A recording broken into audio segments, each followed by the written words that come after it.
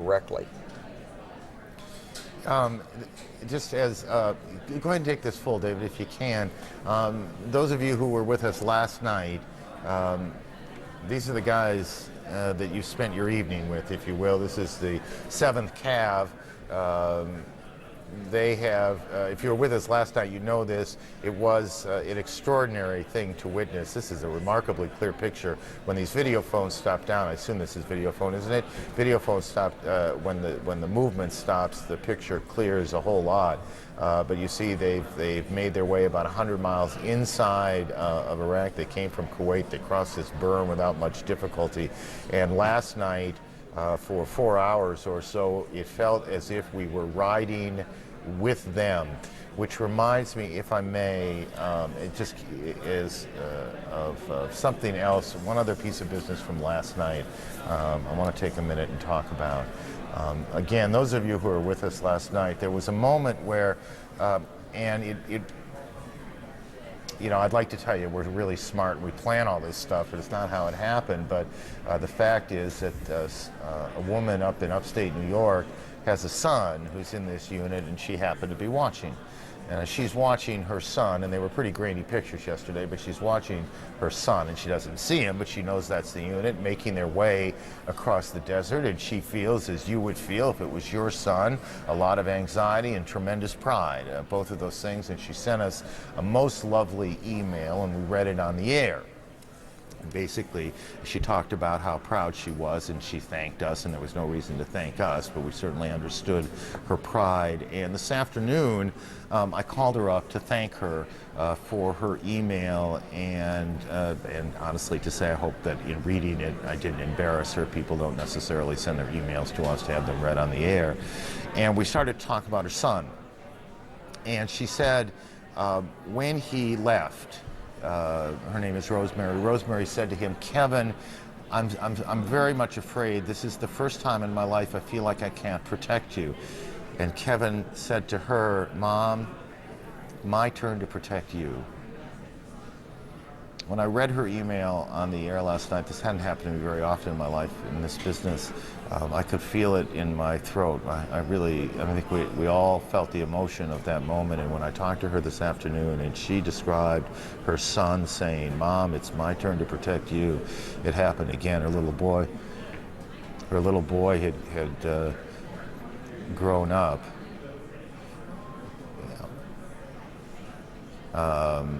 We hope Kevin is out there safely, and all of his Army colleagues are out there safely tonight. They've had an extraordinary couple of days making their way, and thankfully they, after meeting a little resistance at the very beginning, on the left side of the screen, by the way, I'll get to this in a second, it's the 101st, we've got a correspondent there, and we'll talk a bit about that, but we spent so much time with the Cav yesterday, live, Walt Rogers reporting, and we'll hear from Walt, I hope, before the night's over. But anyway, they probably are just stopped down. Generally, do you think they're just doing another refuel, or have they stopped at their place?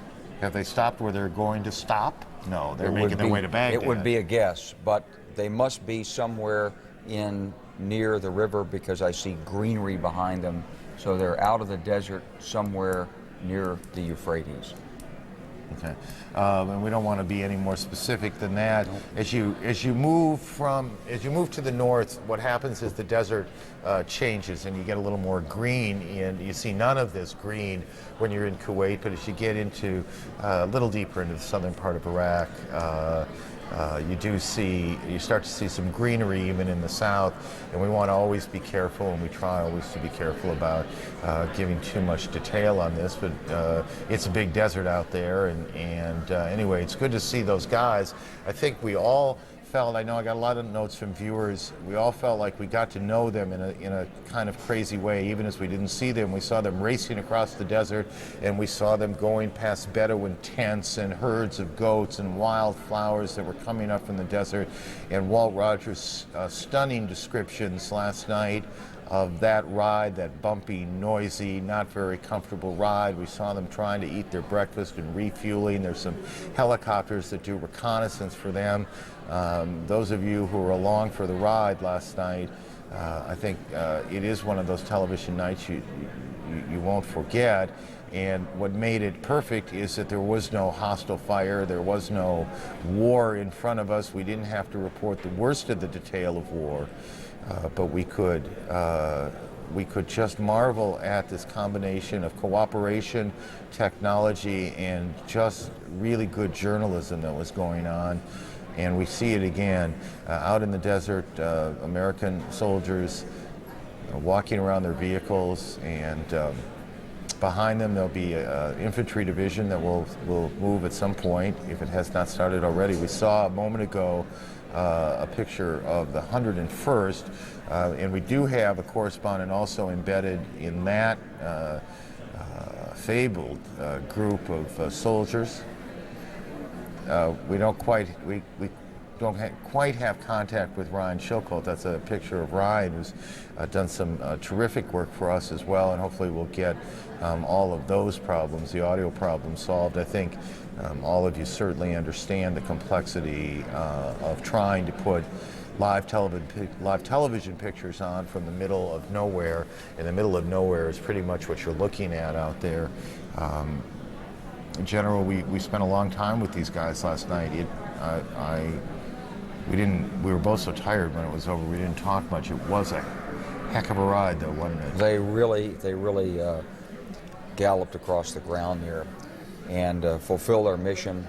According to the press that'll be published tomorrow morning, Aaron, this infantry division has raced unopposed across a wide swath of Iraqi desert, and they're on the edge of the Euphrates Valley as of last night in Iraq, and spread out somewhere in central Iraq. Now, have these guys, just because we did spend so much time with them, have they slept at all?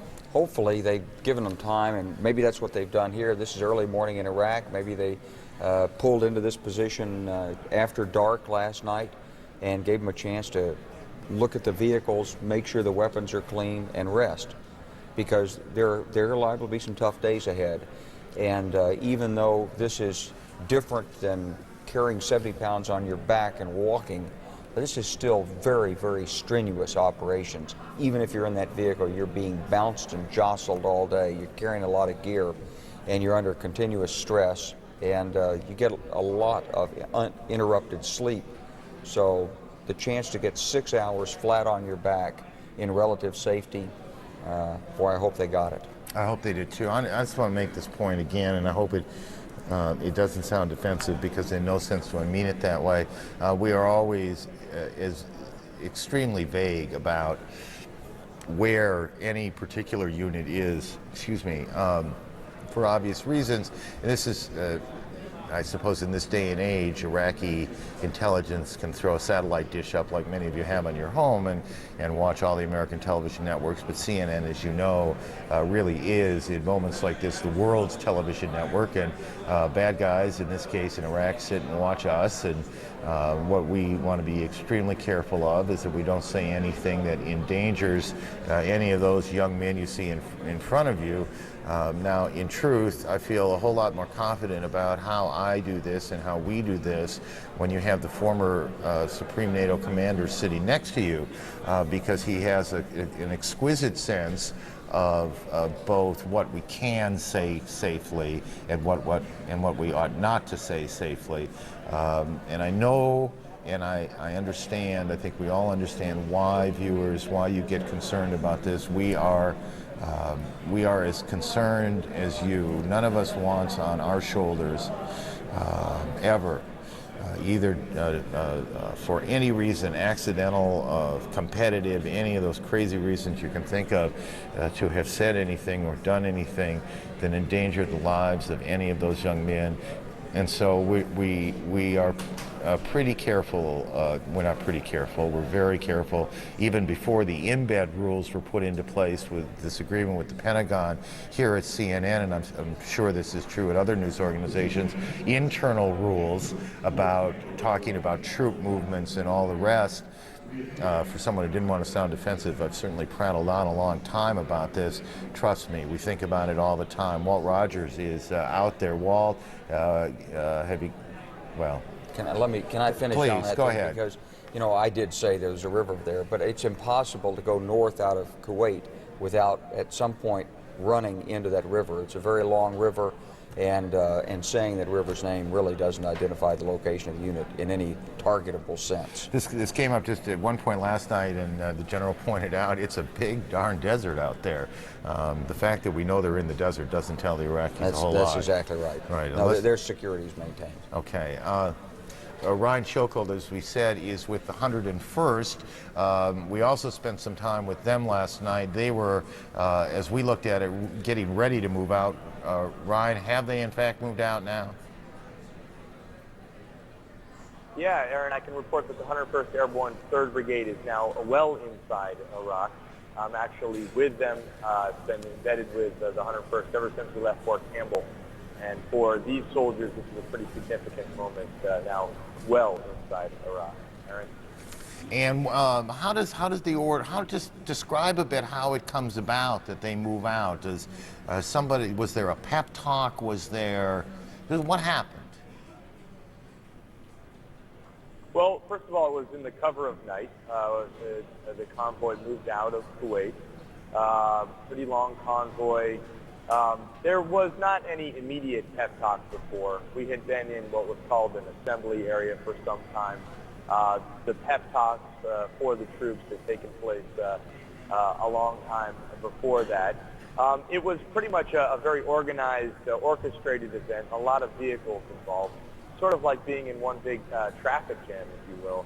And there were a lot of stops where they would let convoys in front get farther forward, and then move this convoy forward. So it was kind of like being in a traffic jam, but only all the vehicles belong to the military. Was it? I want to get to Walt Rogers, who's up on the top screen. Brian, just stay with me for another minute. Was it quiet? Did the guys cheer? Did they? Just as much sense of the moment as you can.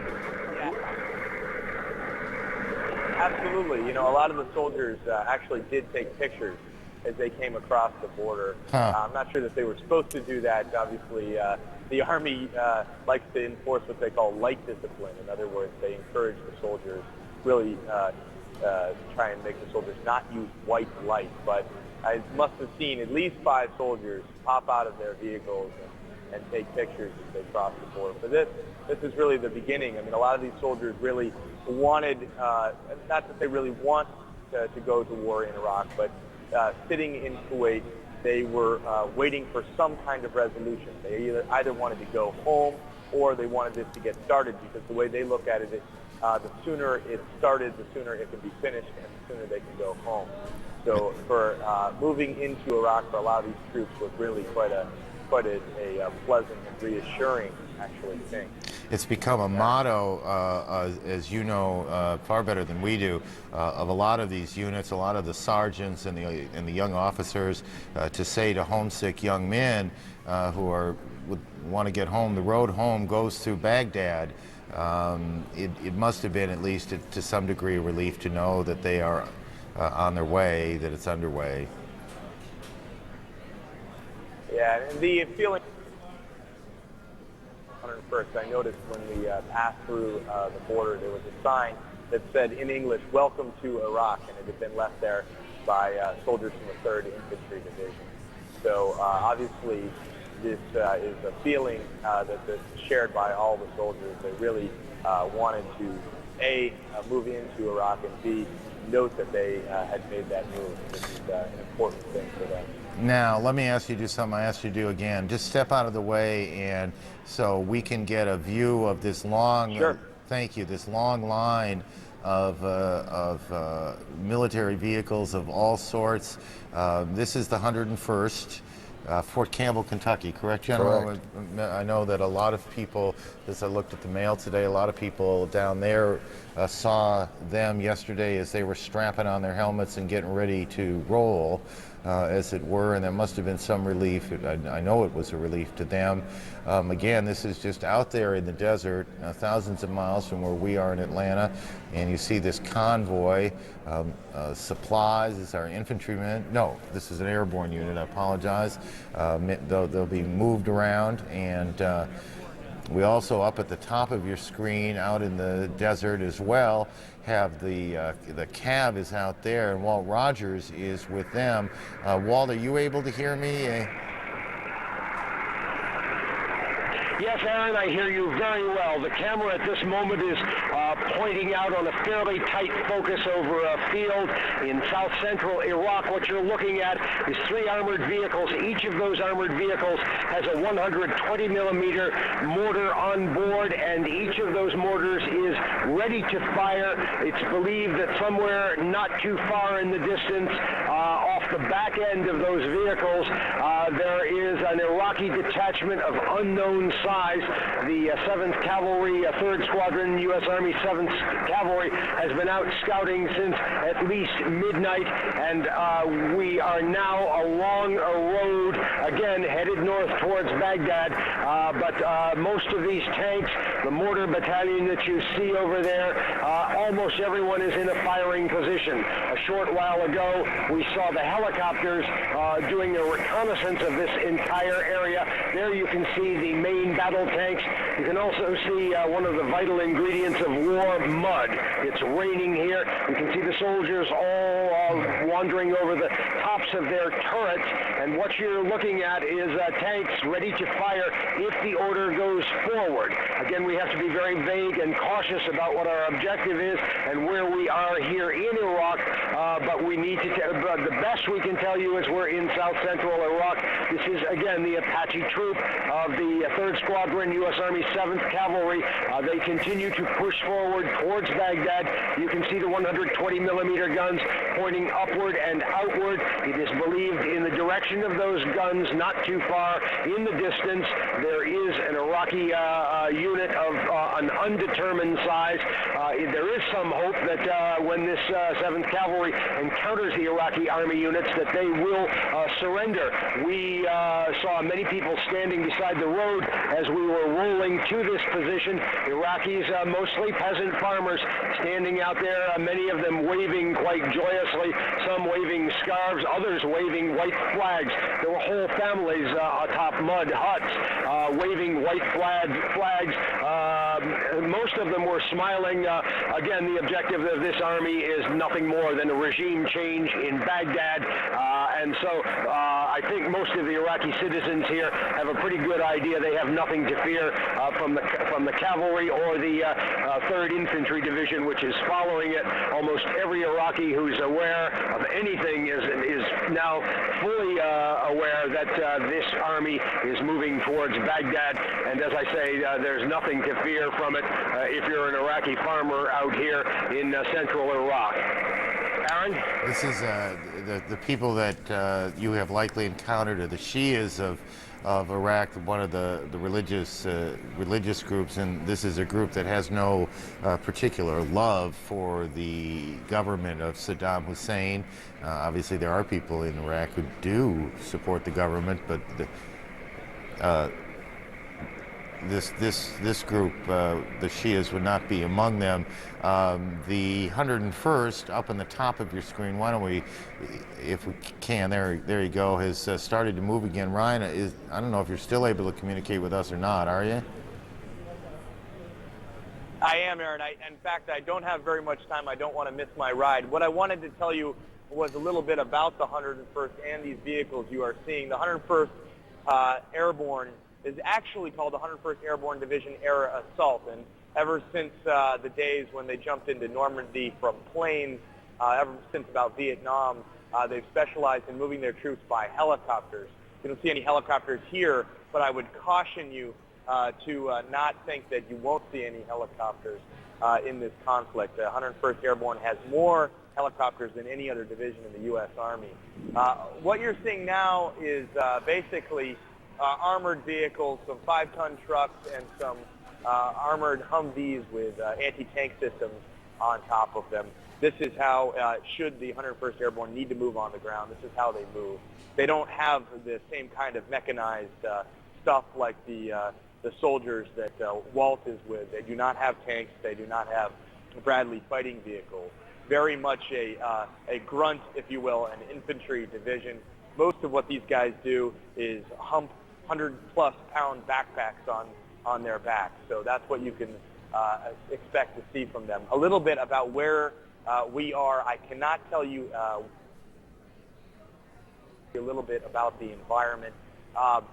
This is a very friendly setting. There are some Iraqis moving around in what look like 5-ton trucks. I'm told they are Bedouins also here. They are very friendly. They've been driving by. As they drive by the U.S. troops, they've been waving, the U.S. troops waving back. Really quite a friendly environment so far for the U.S.'s 101st Airborne. Aaron? Ryan, terrific work. Jump in your vehicle. As you said, you don't want to miss your ride. You're on the story of a lifetime, and we don't want you to miss your ride either, because we don't want to have to explain it here. Thank you, buddy. Ryan Chilcoats with the 100. I'm going to go to Walt in a second. This is one of those questions that we ask because we suspect it comes up. If they're an airborne unit, why are they driving in the desert, General? Well, this is actually an air assault unit. It used to be an airborne division, and we kept the name for part of the heritage we talked about last night. It's got a great, glorious heritage, but actually it's not jump qualified right now. It goes in with air assault on helicopters, and so they're repositioning on the ground. They're going to move on the ground as far as they can, use the helicopters when they need to make that combat assault in there. Okay, so at one point they were something, and we talked, for those of you who weren't with us last night, I mean, these names, these units have rich histories in the tradition of the American military. The CAV here, the 3rd CAV, it goes back 100-plus years, right? That's exactly right. I mean, it's a remarkable unit. Walter, if you can hear us, did you, along the way, since that opening skirmish, as you came across the border, have you taken any artillery at any point? Have you heard any artillery firing at all? Has it been just a clean, straight drive? It has been a dirty straight drive. There has been no firing. Dirty because there were enormous clouds of dust. We've had to stop, clean the air filters on our Humvee, and of course the Army has had to clean the air filters on these tanks. It's the most choking dust we've encountered so far because the terrain through which we've traveled has just been very soft pumice, like baby talcum powder. But again, we have not seen artillery. Again, the object of the cavalry is not to engage, but to find the hostile forces which are out there arrayed against it. That's the position we find ourselves in now. The cavalry does believe that somewhere off to the north and not too far is indeed an Iraqi unit of undetermined size. And as you look out and see the direction in which the 120 millimeter guns aboard the M1A1 Abram tanks are pointed, you have a pretty good idea of where they think that the Iraqi force is. But right now we have not seen anything. There has not been a hostile engagement at this point. There is the possibility that whatever Iraqi units are out there might surrender. Of course, that would be the wish of this cavalry unit because, again, the cavalry is not there to go head-to-head. It is out there to scout and pave the way for the 3rd Infantry Division, which will follow. And again, if they have to engage, they've got more than enough firepower to engage a unit 4 times their size. So engagement isn't an issue. It's just not the goal of this unit. The goal of this unit is reconnaissance to find the fastest, safest way north to Baghdad, and that mission is being performed now. The difficulty, of course, is that the 7th Cavalry may have to fix the Iraqi detachment which is out there, and by fix it, that means hold it, engage it if necessary. Their operating rules are that if it wants to surrender, that's fine. If it shows the least bit of hostility, it will be annihilated. But again, that's not the position of this army. It's not the mission of the cavalry at this point. They're merely trying to punch forward as quickly as possible to Baghdad. Aaron?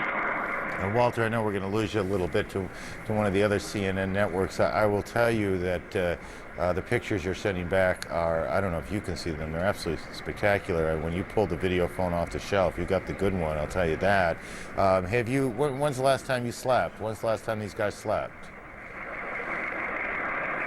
I was talking to a soldier aboard a Bradley armored vehicle a few moments ago, and none of us has slept for over 60 hours, and no one slept in a horizontal position in at least that long. They have actually more space cramped up in the tanks than the CNN crew has in its Humvee. The reason being, we're just crammed full with electronic equipment, and I find myself sitting upright almost in a prenatal position, awake or asleep, and there isn't much sleep. So really, there's been no horizontal sleep of any sort for 60 hours, and no one's had anything to eat except a meal on the run. That being the case, I can tell you everyone's adrenaline is pumping this morning. When you smell an engagement coming, a soldier, just no matter how fatigued he may be, loses all consciousness of fatigue, takes his sights. One of the most interesting sounds we've heard around here all morning is the clearing of the machine guns atop the tanks. You can hear them readying themselves for action, clearing the machine guns. You can hear that metallic clacking of the bolt sliding back. Very same thing with the M16 rifles. Of course, you don't have to clear a tank gun to do it, but this unit, the 3rd Squadron 7th Cavalry, U.S. Army, could see an engagement in the not-too-distant future. There's every bit of evidence that there is an Iraqi detachment out there. The only question is, does it want to stand and fight? And as you pointed out a short while ago, that isn't all that likely. It could happen. I probably shouldn't speculate, but the units in southern Iraq, south central Iraq, tend to be Shia units, that is to made up, composed of Shiite Muslims, and they have no great love nor loyalty to Saddam Hussein because he's butchered the Shia Muslims in the past. Saddam's greatest core of strength lies with the Sunnis.